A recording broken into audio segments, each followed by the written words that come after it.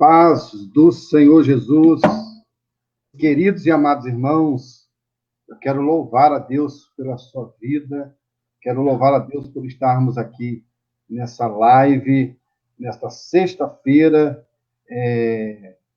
aonde nós vamos bater um papo, vamos ouvir uma mensagem da palavra de Deus através, o nosso convidado é o pastor Ézio, que está lá em Londrina, no Paraná. Então, eu quero te convidar, você está entrando, está participando, está compartilhando. Então, toda sexta-feira, nós estaremos com o convidado, e o pastor Ézio é um amigo, e nós estamos iniciando uma das fases de mídia, com o pastor Ézio, que está lá em Londrina, junto com a família. Eu quero louvar a Deus pela vida do pastor Ézio. Toda a vida, Deus te abençoe, te guarde. Eu quero orar com você antes de nós estarmos acessando, estarmos entrando em contato com o pastor Ézio. Querido e amado Deus, Pai Santo e Poderoso, te louvamos, te adoramos, bendizemos ao teu nome, Senhor. Muito obrigado, Deus,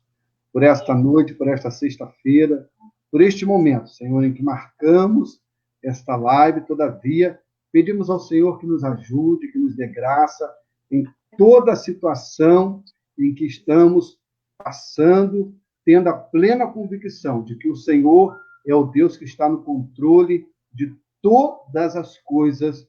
Nós te agradecemos assim, em nome de Jesus. Amém e amém. Quero fazer um agradecimento aqui ao pastor Marcos André, que nos ajudou e passou para nós essa mídia. Enfim, eu quero dar as minhas boas-vindas, ao nosso pastor Ézio. Pastor Ézio, a paz do Senhor Jesus. Paz do Senhor, pastor. Tudo bem? Como é que o senhor está? Tudo bem? Está tudo bem, graças a Deus. Na medida do possível, a gente vai caminhando devagar, né? Amém. Pastor, nossa live, a gente vai bater aquele papo, Tem algumas perguntas para o senhor aí, mas eu quero deixar nessa introdução, pastor, porque eu entrei na Brasil para Cristo em 96 e já encontrei na Igreja do Brasil para Cristo, na obra, E gostaria que o senhor falasse um pouquinho, resumidamente, sobre essa trajetória do senhor aí, porque o senhor também tem uma história e é um dos pastores em quem nós, apesar de pastor, a amizade, e é um dos pastores que nós temos aí de espelho para a nossa vida. Eu quero louvar a Deus pela sua vida, pela sua família, mas a sua história, o senhor está aí em Londrina, no Paraná, mas a sua história começa em Xerém, não é isso, pastor? Isso mesmo. Em 80, mais ou menos 90, né, amor? Nós éramos da igreja metodista wesleyana. Eu fui de Wesleyana 12 anos aproximadamente. Entendeu? Me converti em Wesleyana, tive encontro com o Jesus Wesleyana, e depois de 12 anos na Wesleyana, a Rita, eu tinha a Andressa como filha, 3 anos mais ou menos, o Lucas depois nasceu, e aí a Rita engravidou-se do Mateus. Foi o que nos impeliu, Nos impeliu, vamos usar essa expressão, nos impeliu, porque a palavra impelir quer dizer fomos empurrados, Não forçado, mas empurrado. A mão de Deus nos empurrou para Minas Gerais. E lá eu conheci o Brasil para Cristo, Em Juiz de Fora, saudoso pastor Jorge, avô do saudoso pastor Cláudio. Lá eu conheci o Brasil para Cristo. Não encontrei o Wesleyana próxima, E conheci o Brasil para Cristo na cidade de Bicas. E lá eu fui recebido, até como presbítero, era presbítero na época, quando eu saí da Wesleyana, e ingressei na obra Brasil para Cristo. E depois fundei essa obra em Xerém. Aí foi onde ela cresceu bastante, A gente chegou a ter aproximadamente 10 igrejas, Aí emancipamos aí umas 7, mais ou menos, e ficamos em Xerém com a matriz e mais 2 ou 3, irmão? Acho que ficamos com 51, 3 igrejas, Santo Antônio e outra igrejinha ali no Aviário. Então, ficamos com essas 3. entendeu? Então, a obra ela cresceu muito, ela se expandiu demais, entendeu? É de uma forma bem resumida, é o resumo do resumo, né?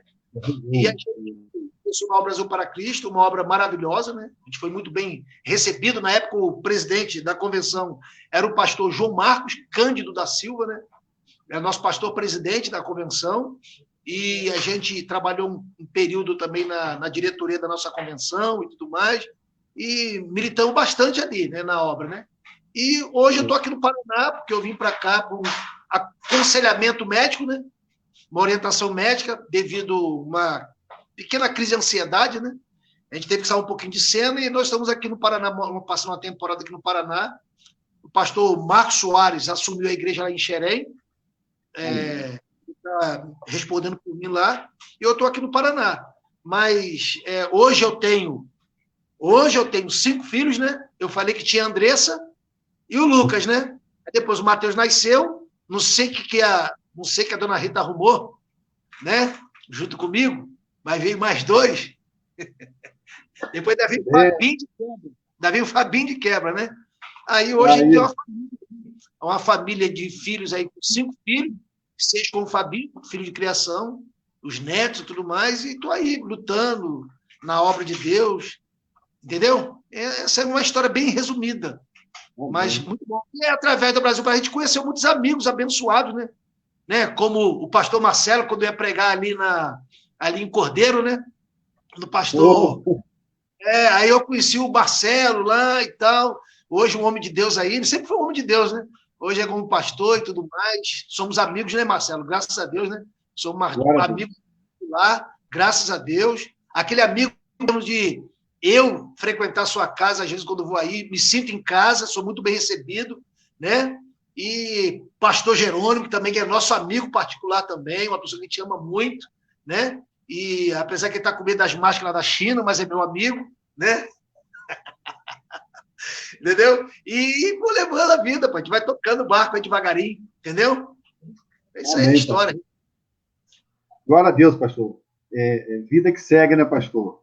Mas, pastor, o assunto do momento em que nós estamos inseridos nesse assunto é a pandemia, né? Estamos em quarentena e eu queria, com o senhor aí, fazer algumas perguntas, né?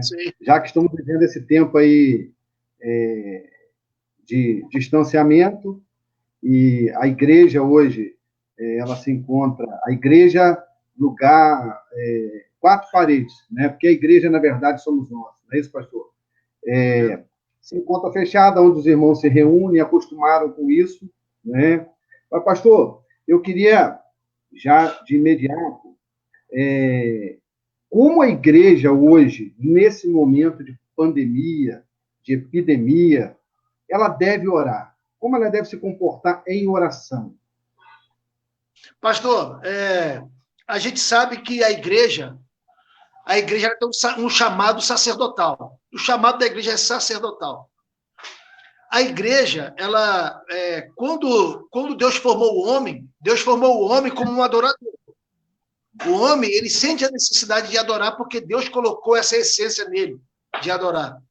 É por isso que é perigoso o homem, quando o homem ele não se apega a Deus, ele quer adorar alguma coisa. Por isso que você vê pessoas adorando um ator, um pedaço de pau, uma imagem, porque o homem sente a necessidade de adorar.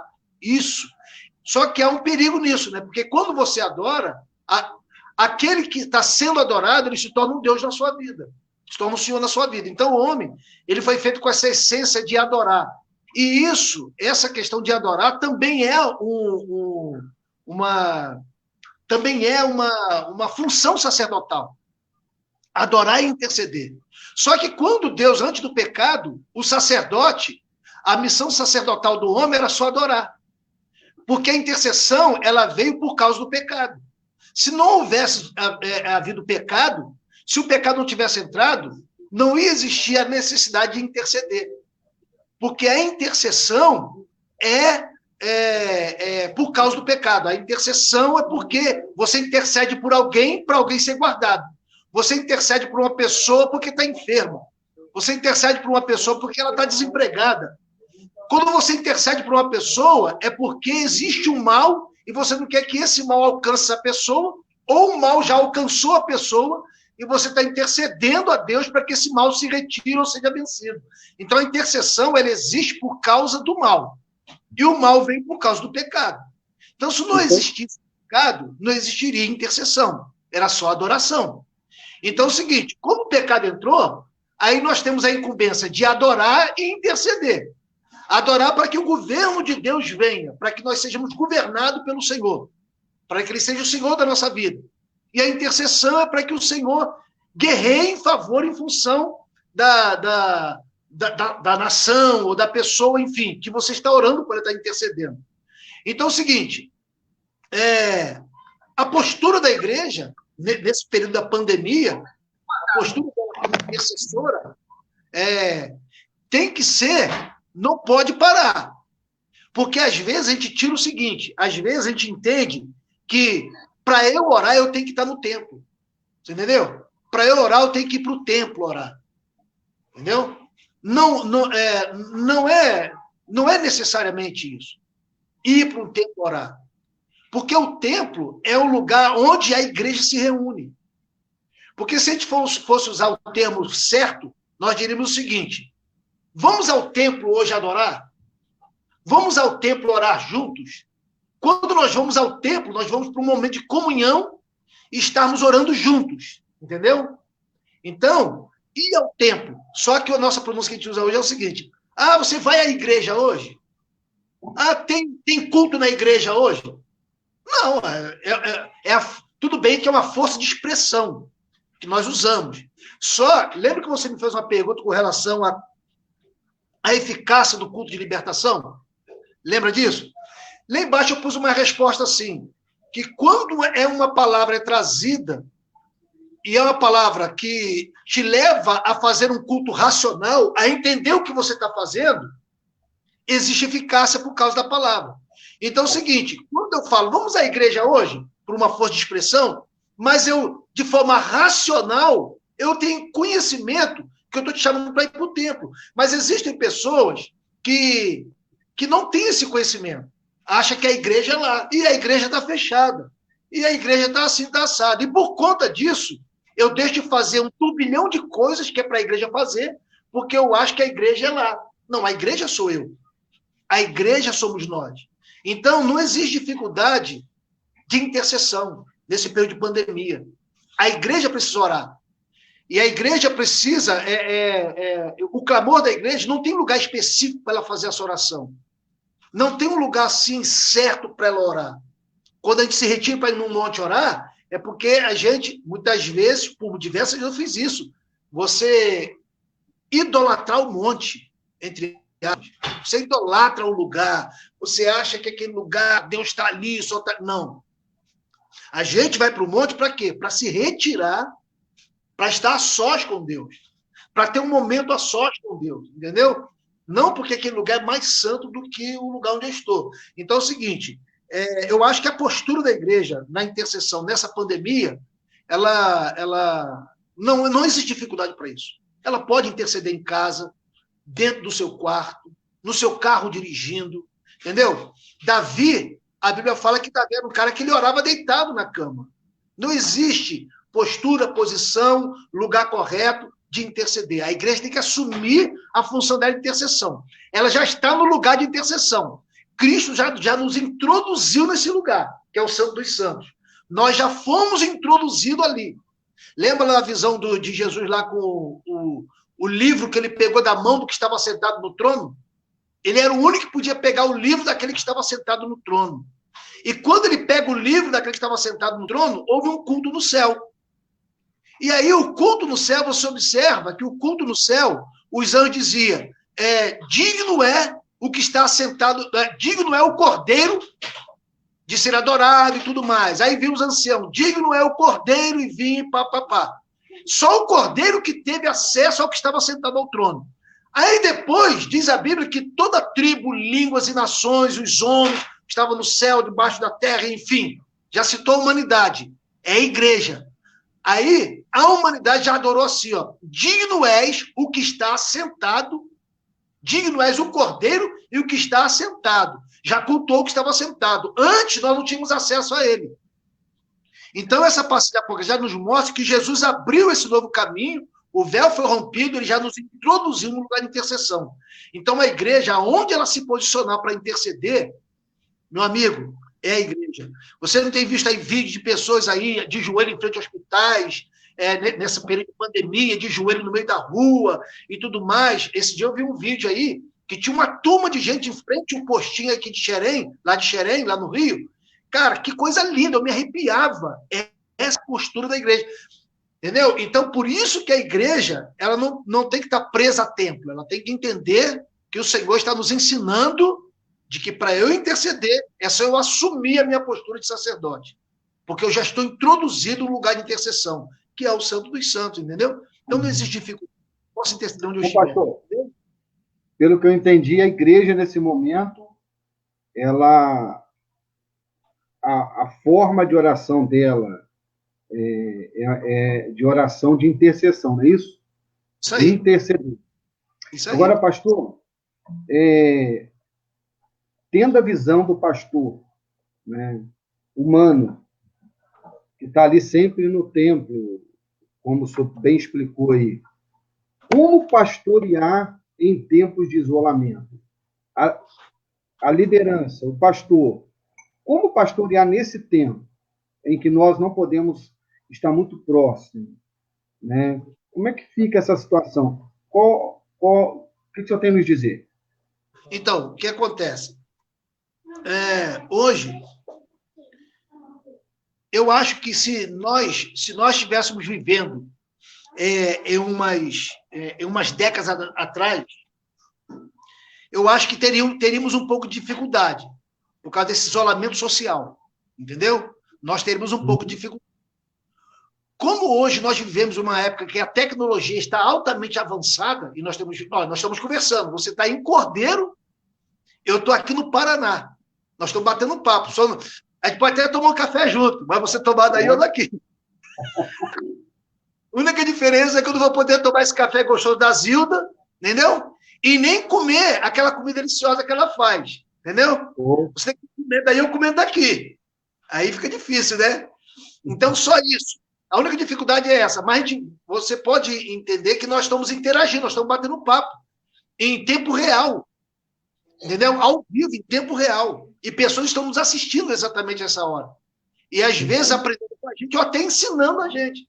Entendeu? Então, é o seguinte, pastorear nesse tempo de pandemia, cara, a única dificuldade, desculpa do cara, né? Mais intimidade, né? Mas, pastor, eu acho que a única dificuldade é esse contato pessoal, que é muito gostoso.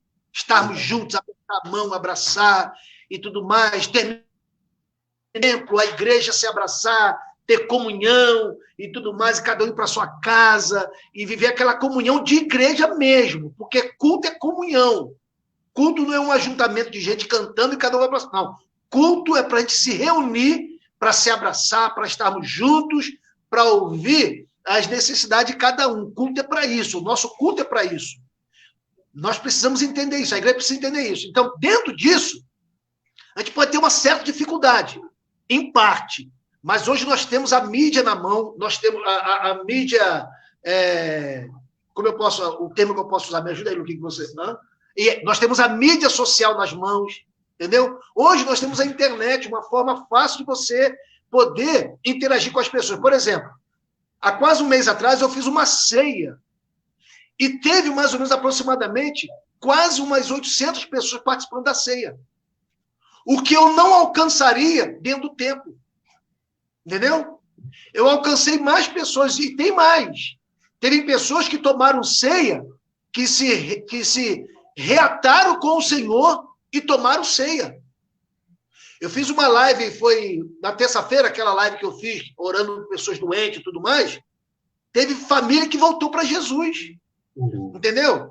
Então é o seguinte, se nós, pastores, soubermos usar essa ferramenta que é a internet, essa ferramenta maravilhosa que é a internet, nós podemos muito bem pastorear o rebanho, e até mais ainda. E uma coisa que eu te falo, que, rapaz, é uma coisa tremenda. Você vê que a igreja está tendo mais comunhão. Existem pastores que participam da minha live. Existem pastores participando um da live do outro e mandando um alô, mesmo que ele fique ali uns 5 minutinhos, porque tem outro pastor fazendo live naquela hora, já manda um alô, meu pastor, estou contigo e tal, Deus te abençoe essa live, pá, já vai para outra live. Então está existindo essa comunhão que não existia quando nós estávamos nos reunindo em templo, entendeu? Não que nos reunimos em templo é ruim, é bom estarmos em comunhão. Só que está existindo uma comunhão maior. Então é o seguinte, dentro da sua pergunta, tem como pastorear. Tem como pastorear através da mídia social, entendeu? Nós temos visto alguns pastores usando a mídia social muito bem usado. Para você ter uma ideia, tem um pastor aqui em Londrina, que ele é até pastor onde a Andressa está congregando. Ele, através da mídia social, cara, ele mexe com toda a máquina da igreja.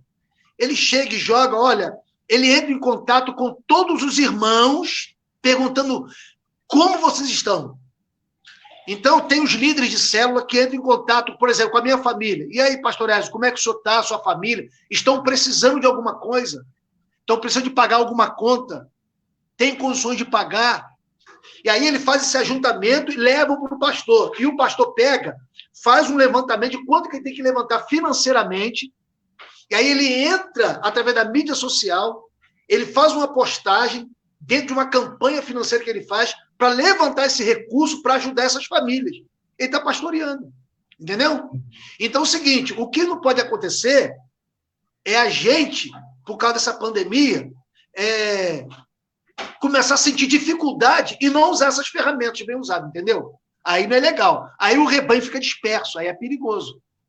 O rebanho dispersar é perigoso, entendeu? Eu tenho visto algumas lives suas, nas suas lives você tem entrado em contato com as suas ovelhas, entendeu? Tem feito ceia, a ceia que você fez, você tem chamado a igreja. A igreja, aí em Cordeiro, ela está funcionando de forma online, mas está funcionando. Um pastor ele pode muito bem montar um escritório, um gabinete virtual, entendeu? Um gabinete online, entendeu? E chegar e, olha, gente, tal dia eu vou estar ao vivo, eu vou estar, me chama no privado, eu vou atender de 4 a 5 pessoas por dia. Quem tiver dificuldade, está aí, aconselhamento pastoral, entendeu? Eu estou aconselhando pessoas lá de São Paulo, uma senhora de São Paulo, que congregou com a gente. Ela enviou para mim, pastor Ezio, eu queria uns conselhos do senhor e tal, e ela entrou pelo Messenger e eu pude aconselhá-la. Eu estou pastoreando, entendeu? Então, hoje nós temos essa ferramenta, aproveitar essa ferramenta, a mídia social, e trabalhar com o rebanho, senão o rebanho dispersa. Porque hoje, pastor Marcelo, vamos botar aí que 80%, não sei se eu não estou sendo exato, mas de 90% a 80% da igreja tem um smartphone, tem acesso à internet. Existem muitos que não têm, só que as pessoas mais idôneas, de mais tempo, então não conseguem entrar numa internet, mas tem um filho que consegue entrar, entendeu? Então, tem como se pastorear nesse período de pandemia, entendeu? E de uma forma... rapaz, eu estou cansado entre aspas, né? Porque eu faço live. Eu faço uma live na terça, faço na quinta, faço no sábado e no domingo, entendeu? A gente não para de pregar. Eu estou pregando mais sobre isso na igreja, entendeu? Então é o seguinte, tem como pastorear sim.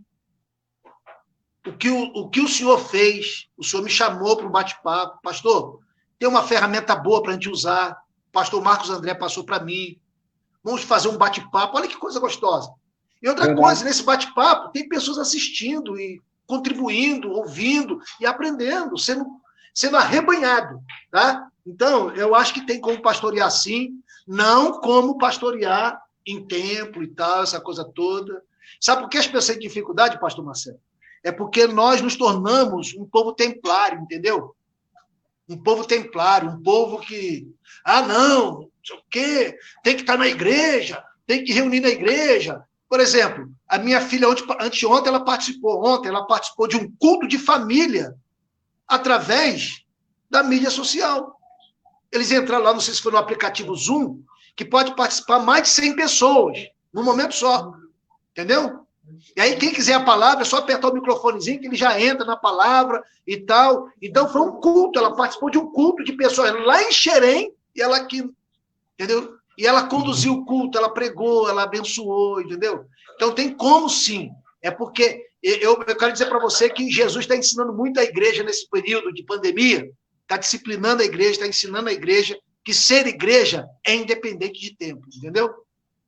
É isso verdade, aí. Pastor.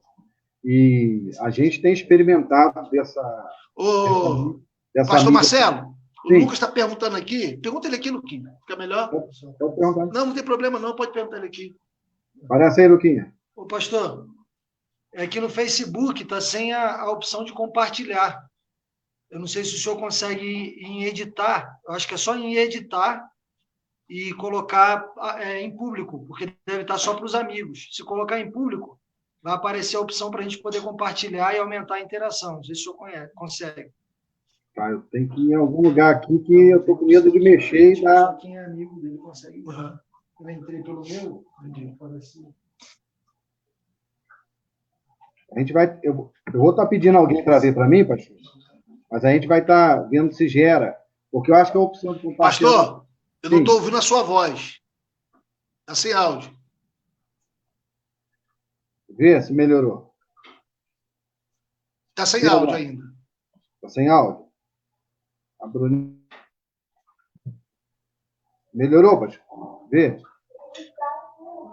Não estou ouvindo, não. Sem áudio.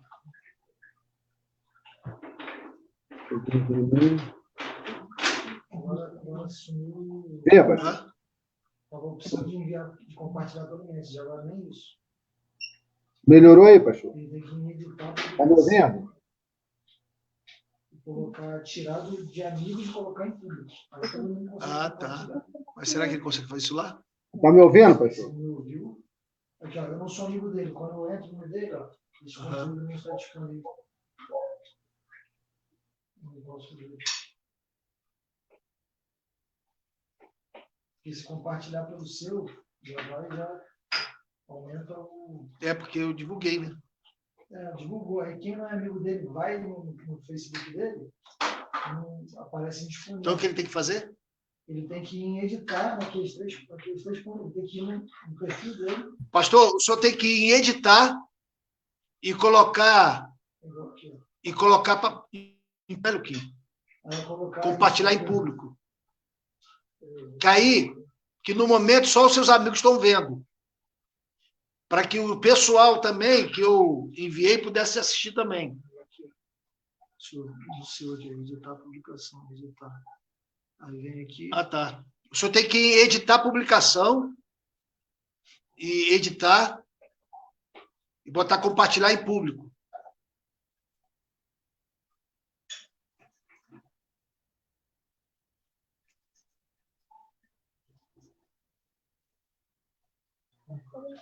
Me ouviu, pastor? Agora estou te ouvindo. Estou te ouvindo. A gente vai resolver esse problema até o final. Eu não sei se depois... É porque eu estou dentro desse programa e deixa eu aqui em editar. Live... Deixa eu clicar aqui.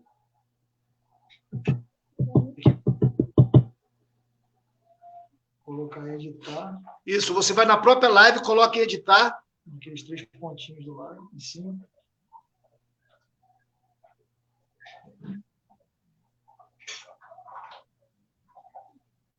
Eu resolvo aqui, pastor.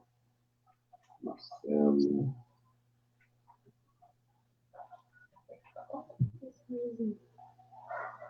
Pastor, a gente teve esse problema de editar aí agora. Eu não estou conseguindo resolver aqui.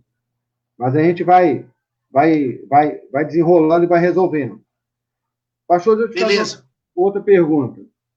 O senhor acha que nesse período de pandemia, muitos vão se perder nesse momento? Ou muitos vão retornar? Qual a visão do senhor desse isolamento, dessa visão de ter o templo só como lugar de adoração? O senhor acha que muitos vão se perder, pastor? Rapaz, dentro tu diz o quê? Das pessoas se afastarem, se desviarem e tudo mais, essas coisas assim, né? Isso. Por causa desse período de isolamento, de estarem distante. Não é isso? Isso. Então, o que acontece? Eu entendo que existem coisas que, por exemplo, a situação que nós estamos vivendo hoje, dentro do contexto que nós estamos vivendo hoje, deixam as pessoas mais sensíveis, entendeu? Mais querendo entender as coisas. Por isso que as lives que têm sido feitas e tudo mais, essa coisa, existem pessoas que participam das nossas lives que nem cristãos são, que já estão participando porque eles não conseguem ir numa igreja ouvir, mas estão ouvindo uma live. Entendeu? Até porque a live no Facebook, ela fica né? E aí as pessoas vão assistindo. Então é o seguinte, eu acho que nesse período desse afastamento social, desse isolamento social, com relação à igreja, dentro de um contexto de igreja, eu acho que o pessoal ela não se afastam, não. Eu acho que elas ficam mais calorosas, porque estão mais dentro de casa. O que acontece é que o pastor ele precisa usar essa ferramenta para incentivar os seus membros a estarem em oração.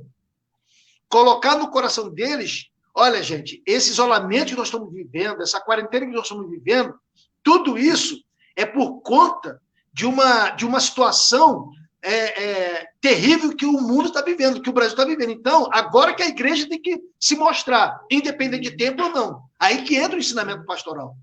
Aí é onde a igreja vai entender que ela é a igreja, a sua posição. Então, eu acredito que, nesse isolamento, eu acredito que as pessoas, ao contrário, nas lives que a gente faz, tem pessoas que estavam afastadas e que estão participando da live. Entendeu? Então, as pessoas, eu acho que elas ficam um pouquinho mais fervorosas. Eu tenho escutado pessoas cristãos falando o seguinte, cara, eu estou sentindo Jesus dentro da minha casa. Eu estou sentindo Jesus dentro do meu quarto. Eu não orava mais, eu tenho orado, eu tenho sentido Deus na minha vida. Entendeu? Então, existem pessoas que estão tomando posturas que não tomavam antes quando estavam dentro da igreja. Entendeu? Eu acho que as pessoas estão se achegando mais para próximo do Senhor. Entendeu? Eu acho que sim. Eu acho que o pessoal não se afasta, não. Sabe por quê? Uma por causa, caramba, isso é o fim do mundo, Jesus está voltando e que não sei o quê e tal. Então, tudo isso aperta, o pessoal vê o cerco apertando, eles vão correr para quem? O inteligente, meu filho, vai correr para Jesus. Quem já está em Cristo, ele vai permanecer em Cristo. Ele não vai querer. Se ele está vivendo uma vida totalmente errada, em pecado, ele vai correr para se acertar. Entendeu? Eu acho que isso aí incentiva a pessoa a ficar mais firme ainda. Entendeu? A gente tem ouvido, pastor, muitos com essa preocupação, né? E eu engato essa pergunta e outra pergunta, que o senhor já citou aí. Isso tudo, pastor, porque a gente ouve muitas lives, a gente ouve muitas palavras. Deixa eu abrir um parênteses aqui rapidinho, cortando o que você está falando, dentro da pergunta anterior que você me fez. Por isso que é importante, é nessa hora que você vê uma igreja que foi bem instruída. É nessa hora de tribulação. Você entendeu? Quando uma igreja ela não é bem instruída, agora, deixa eu abrir aqui um parênteses aqui e até abrir uma exceção, vamos dizer assim. Por exemplo, uma igreja que só prega prosperidade, só prega bênção, só prega não sei o quê, só prega isso, não prepara a igreja para esse momento. Eu acho que essa denominação, esse pastor, ele vai passar um pouco meio dobrado. Por quê? Porque pessoas que estavam ali não eram pessoas alimentadas pela palavra para alicerçar a pessoa no momento de tribulação. Então, essa pessoa, ela vai enfraquecer mesmo, vai ficar meio fraca na fé e tal. Agora, quando você instrui bem, é um pastor que tem instruído a sua igreja, preparando a igreja para esse momento que nós estamos vivendo, ela entende que ela é igreja e que esse momento de tribulação ela tem que se posicionar como igreja. Entendeu? Então, o pastor tende a ganhar. O seu rebanho é um rebanho bem instruído. Ele é um rebanho racional, ele pensa de forma racional. Não é uma pessoa que era sempre levada com um tipo de palavra que não alimenta, entendeu? É a mesma coisa um soldado, você mandar um soldado para uma guerra, preparar um cara para uma guerra, e quando a guerra chega, o cara não sabe nem usar um fuzil. E nem sabe o que significa estar atravessando, entendeu? Então, quando a pessoa é preparada, tudo direitinho, olha, hoje você não tem a guerra, mas você precisa saber usar bem esse fuzil, porque ela vai chegar, ela está chegando. Então, ele já é um cara preparado para aquele momento, ele já está na mente que essas coisas sobrevirão. Isso não é conversa fiada. Entendeu? Então, a gente vê muitos pastores pregando aí como se dias maus não existissem e nem vai existir. Aí, meu amigo, chega uma hora dessa e o rebanho se dispersa mesmo. Entendeu? O dia mal chega, né, pastor? É isso aí, isso aí. Pastor, atrelado a essa resposta, a pergunta que fiz, isso tudo é o fim do tempo? É o princípio de dores? É a ira de Deus? Afinal de contas, esse momento que a gente está passando, porque na história humana já houve outras epidemias e pandemias, mas muitos estão atrelando isso, talvez, ao início, né, de um período de um fim, né, não iminente, ou uns estão atrelando a volta de Jesus. Então, isso tudo é o fim dos tempos, é o princípio, é a ira de Deus. Será que Deus está irado e está... Né? Outro dia eu ouvi uma pessoa falando assim, não, pastor, como nós conversamos entre nós, estão fazendo da figura de Jesus, como houve em carnavais aí, aquela coisa. Como é que o senhor vê esse contexto aí? Deus está irado, né? É o princípio de dores, está chegando o fim do mundo. Como é que o senhor enxerga isso aí? Então, o que acontece? Deus já é um Deus irado contra o pecado. Então, o mundo já está debaixo da ira de Deus. Já existe a ira de Deus. Entendeu? Já existe a ira de Deus. Só que é bom explicar que a ira de Deus não é contra o homem em si, contra a sua criatura. A ira de Deus é contra o pecado. Só que tem um problema. Só que esse sujeito chamado pecado, esse chip, ou essa placa, que é chamado pecado, vamos usar assim, um chip, ele está dentro de nós. Faz parte da gente, é a nossa natureza. Nós temos uma natureza caída. Então, existe uma natureza caída no homem. É a natureza adâmica. E a gente traz esse defeito com a gente, infelizmente, né? Então, o pecado está dentro de nós. E esse pecado nos faz praticar pecados. Nos faz praticar coisas que desagradam, coisas que é contrário à palavra de Deus. Entendeu? Então, essa natureza que está dentro de mim, ela atrai a ira de Deus. É por isso que eu tenho que aceitar a Cristo como meu Salvador. Porque a ira de Deus, ela está acesa contra essa natureza que é em mim. E ela vai me pegar, meu filho. E ela vai me pegar, vai me destruir. Mas não é porque Deus quer. Foi uma escolha do homem. Então eu carrego essa natureza de mim. O que eu tenho que fazer? Eu preciso crer na palavra e ter um encontro com Jesus para que, através do sacrifício de Cristo, eu seja guardado dessa ira.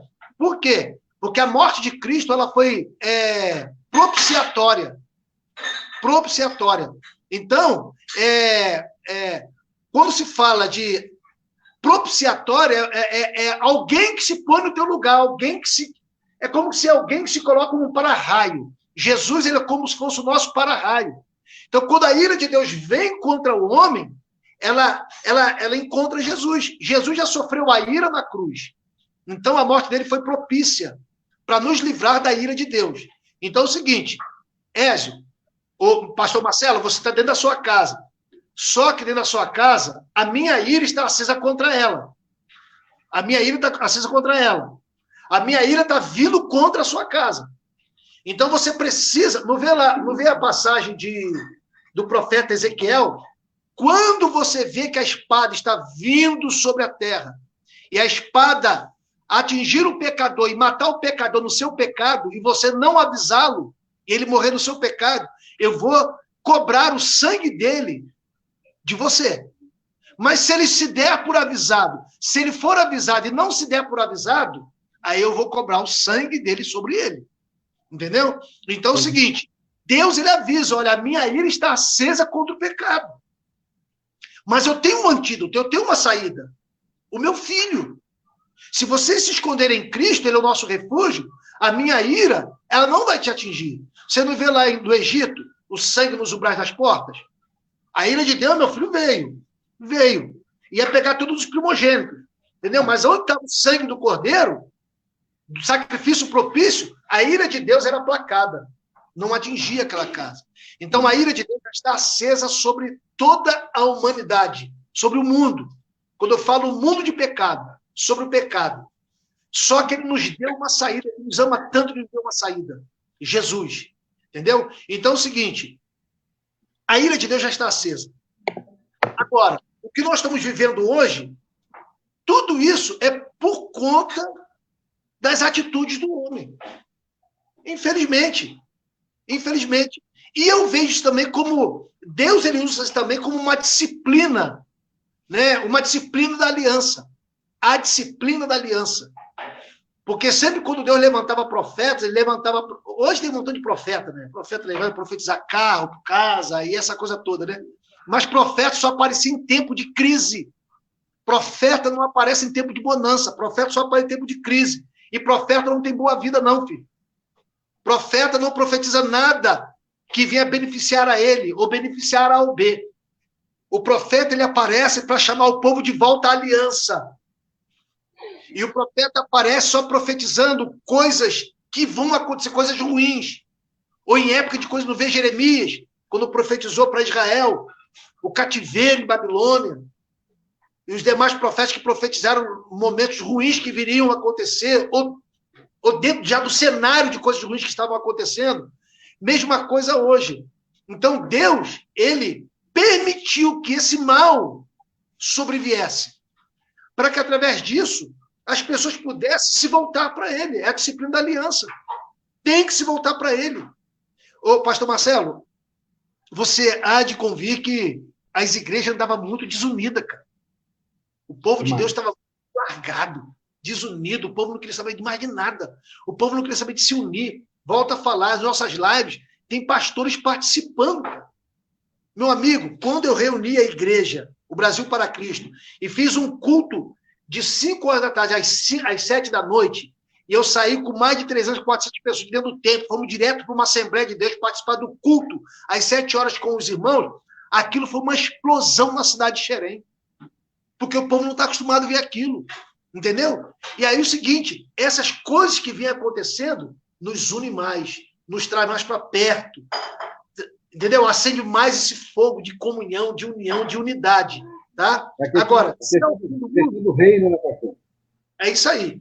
Se é o fim do mundo, é a trombeta de Deus, é o aviso, é os sinais que Jesus falou, é os princípios das dores.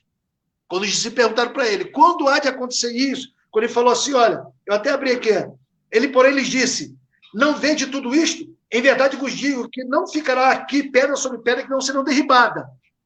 Aí ele vem, em particular, ele disse, ele respondeu, vede que ninguém vos engane, porque virão muitos em meu nome, dizendo, eu sou o Cristo, enganarão a muitos e tal. Certamente ouvireis falar de guerra, de rumores de guerra,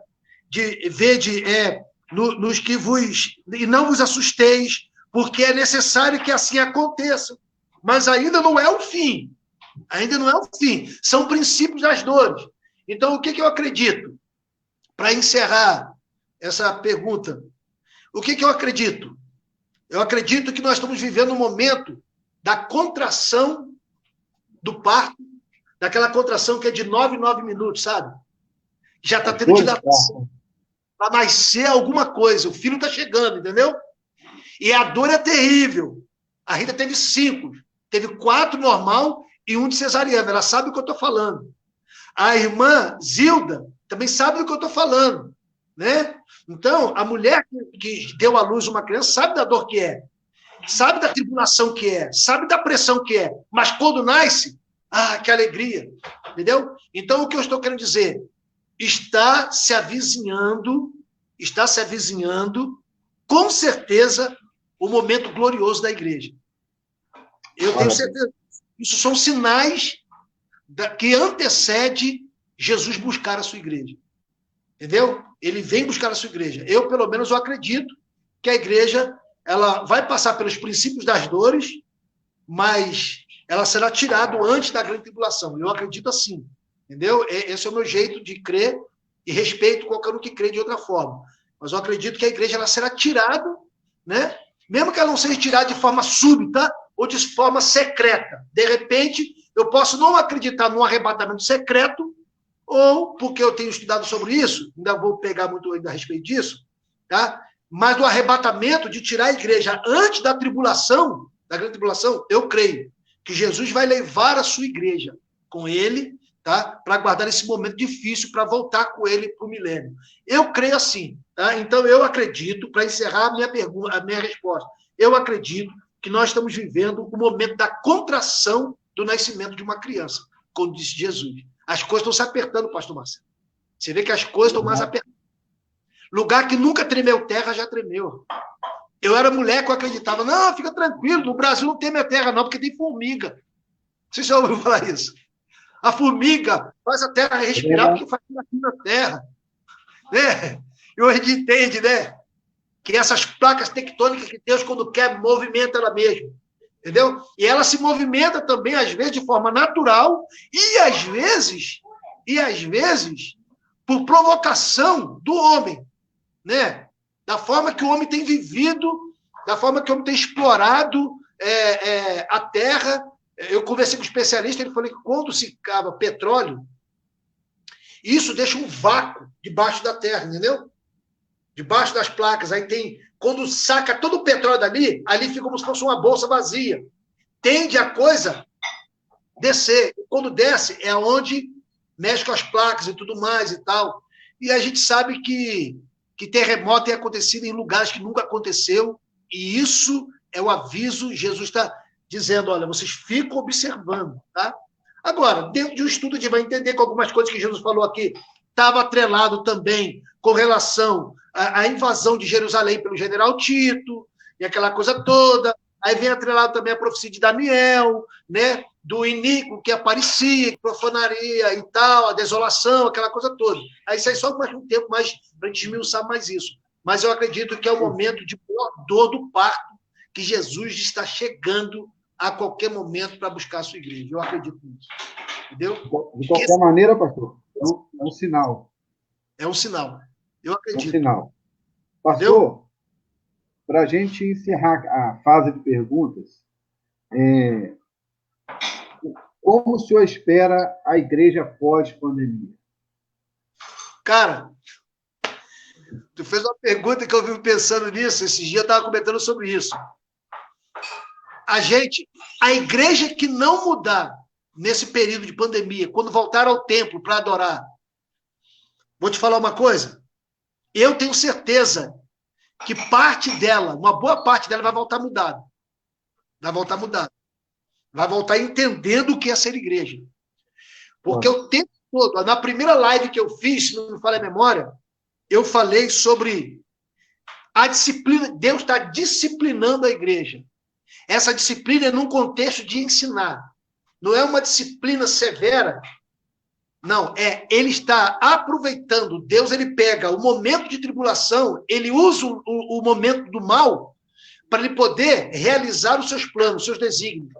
Eu acredito e creio piamente de que a igreja está vivendo um deserto hoje, vamos dizer assim.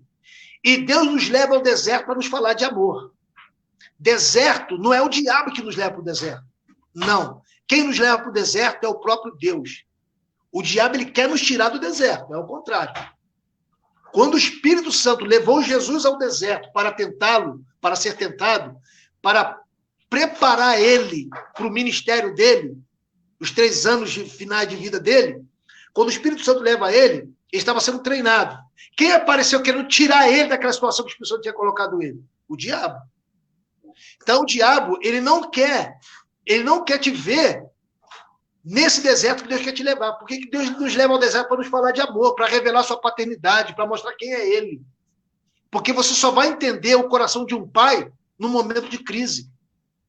Você não vai conseguir entender o coração de um pai na hora que está vivendo um momento de bonança. Você conseguiria entender um pai? Um filho, será que conseguiria entender um pai? Por exemplo, ele está muito bem de vida, ele tem um bom trabalho, ele tem tudo, não tem falta de nada. Aí o pai chega lá na casa dele com um sapato lindo de presente para ele. Ele vai receber aquele sapato, ele já tem muito e tudo mais. Será que ele vai conseguir medir esse amor no coração do pai, se aquele sapato foi dado porque o pai o ama e tudo mais? Será que ele vai conseguir entender que o pai apareceu ali no momento de maior prosperidade que ele está vivendo? Será que ele vai conseguir entender esse pai, esse amor paterno? Não. De forma superficial ele vai entender.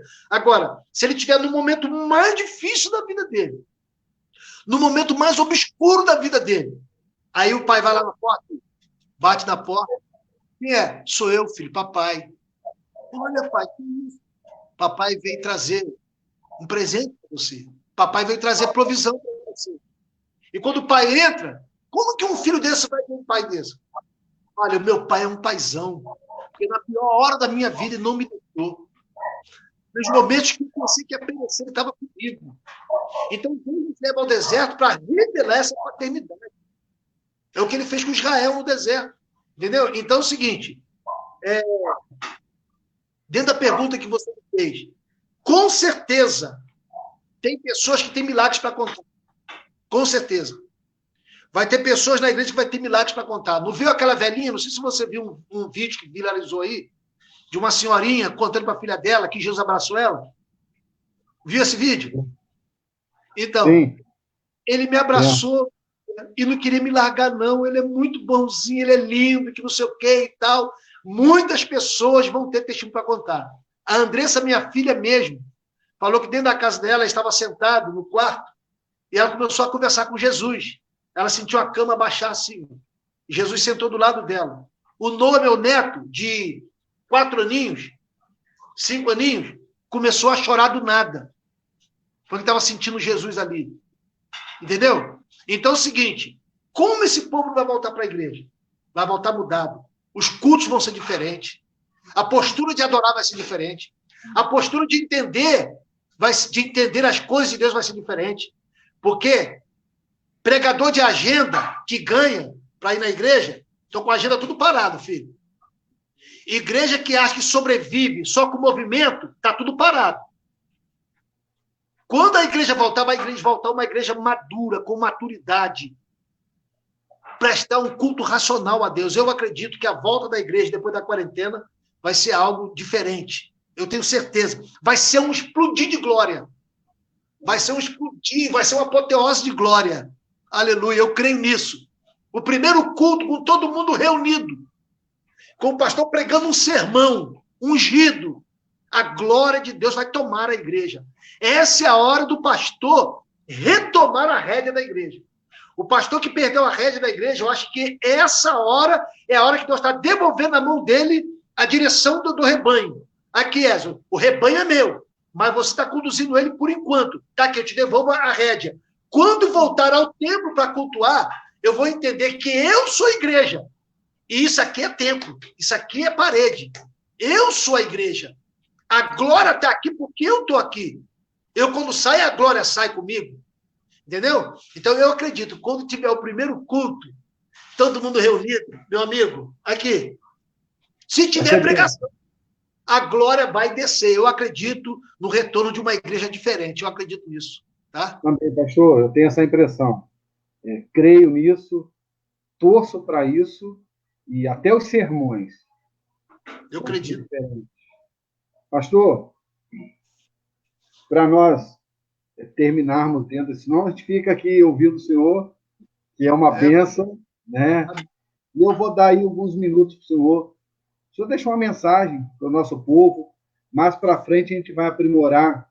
Eu não sei se o programa ele me permite só para quem estão atrelados à minha amizade, mas a gente vai estar vendo isso para frente. Mas uma palavra aí, né, de uns 5 minutos, fica à vontade, para o povo de Deus, para o Brasil, para a família desse momento. Amém. Tá bom. Eu gostaria de trazer uma palavra. Nós estamos vivendo o contexto que vivemos hoje, dentro dessa pandemia, de tudo que foi conversado aí com o pastor Marcelo, com algumas perguntas que ele nos fez. E entre muitas perguntas que ele nos fez, entre as perguntas que ele nos fez, eu quero falar a respeito do retorno de Jesus, em rápidas palavras. Quero contar uma história para vocês, ou seja, não contar uma história, mas explicar para vocês como funcionava o casamento no meio do povo judeu, nos dias de Jesus. E o que isso tem a ver com a vinda do Senhor. Para você ter uma ideia, o povo de Israel era um povo tão preparado a se voltar para Cristo, a se voltar para esse momento final da igreja na Terra, mesmo vindo lá dos primórdios, mesmo do início de tudo. A visão sempre foi essa: Deus vai levar um povo para ele. Entendeu? Então, isso já é uma coisa, vamos dizer que pré-estabelecido por Deus. Então, tudo em Israel, muitas coisas em Israel, que acontece em Israel, é tudo voltado, é tudo para chamar a atenção das pessoas para essa realidade. E uma das coisas é o casamento, nos dias de Jesus. Como era feito o casamento naquela época? Um jovem olhava para uma jovem e se simpatizava por ela. E ele gostava daquela jovem. Ele pegava, se dirigia até aquela jovem e ia até o pai dela, junto do seu pai, junto com o seu pai, ia até o pai daquela jovem para pedir a mão daquela jovem em casamento. E ele se dirigia até a casa daquela pessoa para desposar a jovem. E ele chegando lá, ele passava para o pai o interesse e pagava um dote. Esse dote que ele pagava era o valor que o pai pedia. O pai estipulava o valor do preço. Era o pai que falava o valor do preço, o valor que a filha valia. E o dote, meus amigos, não era, meus irmãos, não era um valorzinho qualquer, não. Era um valor bem considerado. Aquele dote servia, aquele dote era daquela jovem, não era do pai, era para aquela jovem. Se caso houvesse um rompimento do casamento, ela tinha como sobreviver um período, tá? Porque naquela época a maioria das mulheres que eram repudiadas ou se tornavam viúvas, a maioria delas viravam prostitutas. É verdade, viravam prostitutas. Não vê a parábola da mulher do filho que morreu da cidade de Naim? Então, todas as mulheres que eram desamparadas pelo marido, ela tinha um caminho, ela tinha que ganhar a vida. Entendeu? Se o pai não a recebesse de volta, ela virava prostituta. Entendeu? Então é o seguinte, aquele dote era para a manutenção daquela mulher. E o noivo pagava o dote, pagava o valor. Ao pagar o valor, ele estava comprando aquela jovem para ele, ou seja, estava desposando a jovem. Então, já era praticamente que casado já tinha um compromisso. É como um noivado bem avançado, entendeu? Então, ele comprava aquela jovem. Ao comprar aquela jovem, pagou o dote, eles pegavam vinho, 2 taças de vinho, ou uma taça, não me falha a memória, e uma taça cheia de vinho, e o jovem bebia um bocado daquele vinho e fazia uma aliança entre os 2 pais, fazia uma aliança e dizia: olha, eu me comprometo que eu vou construir um lugar e vou vir te apanhar de volta, você é minha, tá? E tomava um pouco daquele cálice e dava a ela. E ela respondia a mesma coisa e dizia que estaria esperando e fazia um voto de aliança. E se aliançavam ali. E aquele jovem pegava e se retirava. E aquela jovem cobria o seu rosto com véu. Ou seja, dizendo, quando cobria o rosto com véu, ela estava mostrando que ela era uma jovem pura e que estava comprometida com alguém. E que esse alguém viria buscá-la um dia. E todos que a viam respeitavam ela. Em qualquer lugar que ela passava, as pessoas respeitavam ela. Porque sabia que era uma pessoa desposada, uma pessoa que tinha um dono. Que tinha uma pessoa que havia comprado. Ela tinha um compromisso. Então, aquele véu representava a pureza assim. Por quê? Aquele jovem ia e santificava aquela jovem para ele. Então, santificava e ela se purificava. Então, santificar era separar. A palavra santificar é separar. Então, aquele jovem ia e separava ele. Então, quando pagava o dote, ela estava separada para ele. E aí, chegava, ele ia preparar o lugar para recebê-la, para ir buscar e trazer. Ele ia preparar um lugar chamado lugar de núpcia. E, geralmente, esse lugar era preparado nas mediações da fazenda, do terreno, do local do seu pai. Ele preparava ali. E quem aprovava se o lugar estava bom ou não, e que podia empenhar a jovem, era o pai dele. O pai dele fiscalizava o lugar que ele estava construindo e via se estava bom, se estava tudo certo, e aí autorizava ele buscar a jovem. Só que ele não avisava o dia e nem a hora que ia apanhá-la. Às vezes demorava de 9 a 1 ano para ele buscar a sua noiva, para a sua núpcia. E aí, quando tudo estava preparado, aí ele ia até a jovem, ele pegava alguns mancebos, né, que ia junto com ele. E o mancebo ia junto com ele. E aquela jovem, ela separava 10 virgens para ajudar a cuidar dela. Ela não acordava sem o véu. Ela não se deitava sem o véu. Ela tinha que estar com aquele véu representando pureza. Pureza, que ela não se contaminou. E aí, quem tirava o véu dela era o noivo na hora do casamento. Então, o que acontecia? Quando ele ia chegando, quem ia na frente era o jovem para avisar. E o jovem gritava: se prepara que o noivo está chegando. Aí aquelas 10 virgens preparavam a noiva e tal, e ela se levantava. Jesus, quando ele falava de um casamento, quando Jesus, aquela parábola que Jesus conta das 10 virgens, ele estava observando um casamento acontecer, segundo a história. Ele estava do Monte das Oliveiras vendo um casamento isso acontecer, porque o encontro acontecia no meio da rua. No meio da rua. E aí, Jesus contava essa parábola das 10 virgens. É o que acontecia nas 10 virgens. E aí, pode ver que eram 10 virgens. Elas tinham o mesmo propósito. Mas aí, uma delas era noiva.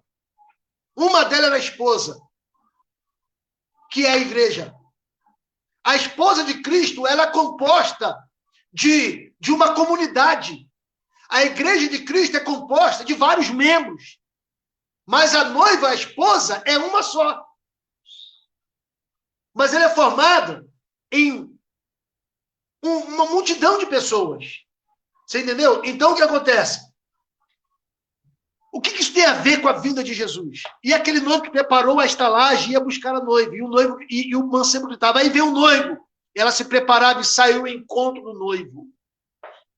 Eu quero dizer uma coisa para você. O que isso tem a ver com a vinda de Cristo? Se você observar, Jesus ele veio ao mundo, desposou a igreja. Ele desposou a igreja na cruz. Porque foi lá na cruz que ele derramou o seu sangue. Não foi vinho, foi sangue.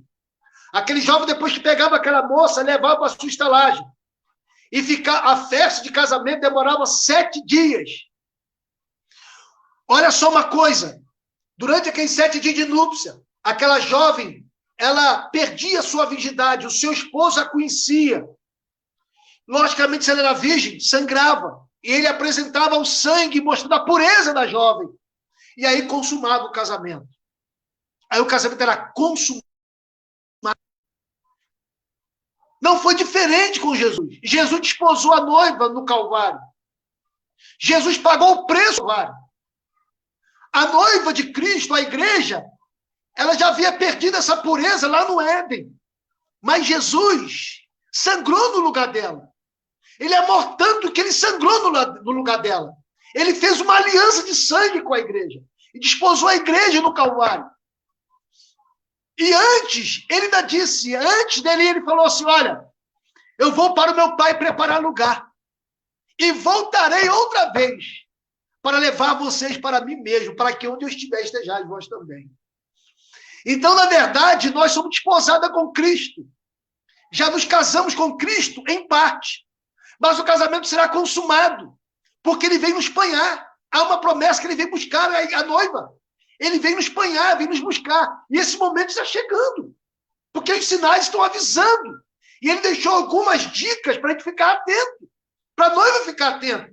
Então, na verdade, nós como noiva, nós não estamos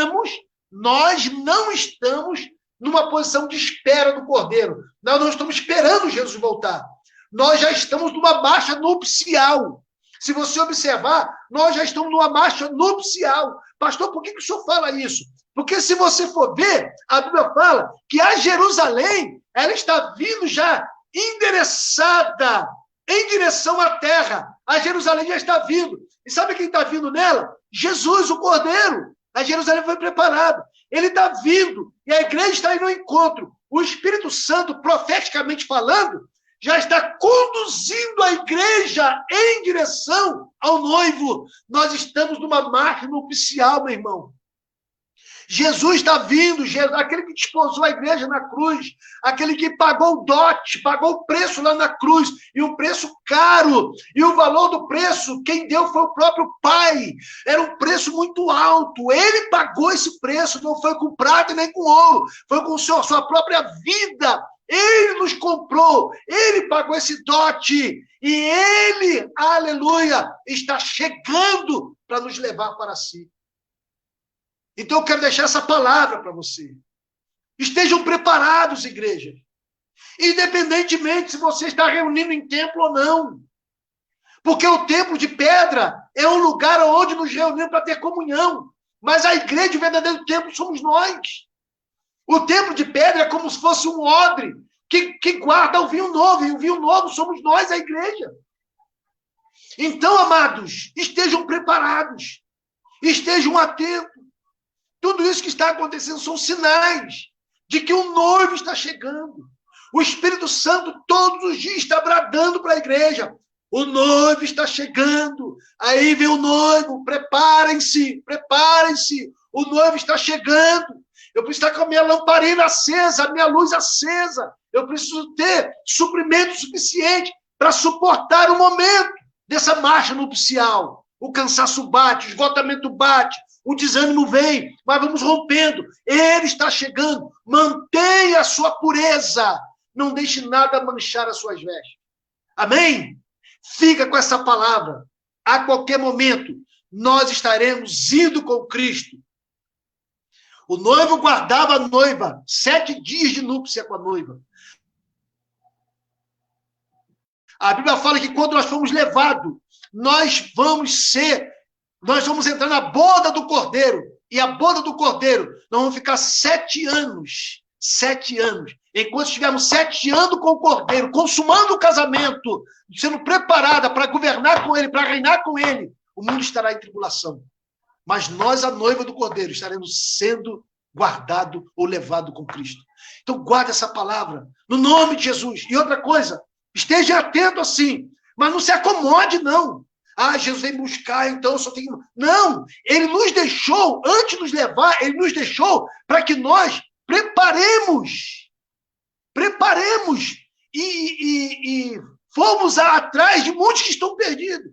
Ele nos deixou como referência dele aqui, para alcançarmos outras famílias, para trazer outros para junto de nós, para se tornar esposa, para fazer parte, aleluia, dessa comunhão, desse casamento maravilhoso. Então, pregue o evangelho em tempo e fora de tempo. Não fique parado. Se prepare, se apresente como noivo do Cordeiro. Convide as pessoas a entrar debaixo dessa graça maravilhosa que liberou para nós. Tá? E guarde essa palavra. E brevemente, nós estaremos indo com Cristo.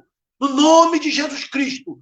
Mas não vamos nos apoiar somente nisso. Amém? Que Deus te abençoe. Ele queria deixar uma esposa aqui para representá-lo bem, para alcançar outras famílias, para ter a sua imagem. E essa esposa somos nós. Nós somos a rainha. Nós reinamos aqui enquanto Cristo não vem nos buscar. Reinamos em Cristo. Amém? Fica com essa palavra. Que Deus te abençoe e te guarde. E a paz do Senhor Jesus, tá? Que Deus te abençoe. Amém. Glória a Deus. Pastor Edson. Amém. Obrigado por Deus usá-lo nessa palavra abençoada para nossas vidas. Glória a Deus. Quero agradecer ao Senhor por esse momento tirar desse momento para nos abençoar. Deus abençoe a tua casa, a tua família, a esposa, dentro desse contexto que nós estamos vivendo, e vamos estar sempre em conexão aí. Amém, pastor? Amém, Louvo meu a Deus pastor. pela sua vida e pela sua família. Um abraço no coração. Amém. Fala com a irmã Zilda aí, com o pessoal, que a gente está mandando um abraço para todos, tá? Que Deus abençoe vocês. Nós temos um carinho muito especial por vocês.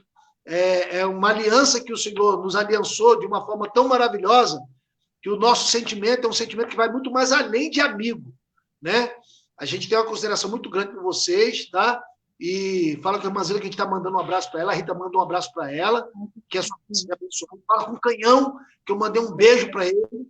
Um beijo bem molhado da boca dele. Tá legal? E Deus abençoe a todos aí. Tá bom, pastor? Um abraço para a igreja, para o povo aí. Tá legal? Que Deus abençoe todos vocês. E espero brevemente nós estaremos juntos aí para a glória de Deus. Amém? Deus abençoe. Se Deus quiser, em breve. Amém. Se Deus quiser, em breve estaremos juntos, tomando aquele café, né, participando daquela mesa abençoada. Com certeza. Pastor, fica na paz aí. Que Deus o abençoe em nome de Jesus. Fica com Deus. Querido, eu quero louvar a Deus pela sua vida, por esse momento que nós passamos aí com o pastor Ézio, aprendendo da palavra, ouvindo, né, de uma experiência, e o noivo vem aí. Se mantenha puro. Nós somos a igreja, né? Nós somos a noiva do Cordeiro. Quero te convidar para sexta-feira que vem. Nós estaremos aqui com outro convidado, né? Onde estaremos conversando, onde estaremos falando desse momento e falando em especial da... A gente está iniciando esse momento de participações de pastores amigos e que estão longe, e na próxima nós vamos estar, semana que vem, já dizendo quem vai estar conosco. No mais, domingo, nós temos a nossa live e nós temos aí o nosso compromisso. Não deixe de orar, não deixe de ser igreja, a tua casa, né? A sua família, ore, leia, faça da sua casa, né? Você é a igreja do Senhor, né? Uma vez eu ouvi o pastor Ézio ministrar, é interessante, que ele falou, olha, quando alguém encontrar com você e te perguntar aonde é a igreja, você diga, você acabou de encontrar com a igreja. Então, você é a igreja do Senhor, você é templo do Espírito Santo de Deus, seja abençoado em nome de Jesus. Eu quero orar para terminar. Senhor nosso Deus, Pai Santo e Poderoso, te adoramos, Pai, te louvamos e bendizemos ao teu nome. Senhor, muito obrigado por este momento, por estarmos na tua presença, por esse momento, Pai, de uma live, Senhor, de conversação, Deus, da tua palavra sendo ministrada. Guarda o teu filho, a tua filha, guarda, Deus, as nações, Senhor. Eu oro e te peço uma noite abençoada e seja conosco em todo o tempo, Deus, é o que eu te peço, em nome de Jesus. Amém e amém. Que a graça do nosso Senhor e Salvador Jesus Cristo, o amor de Deus e a doce comunhão do Espírito Santo seja sobre a tua vida, não somente hoje, mas para todo o sempre, em nome de Jesus.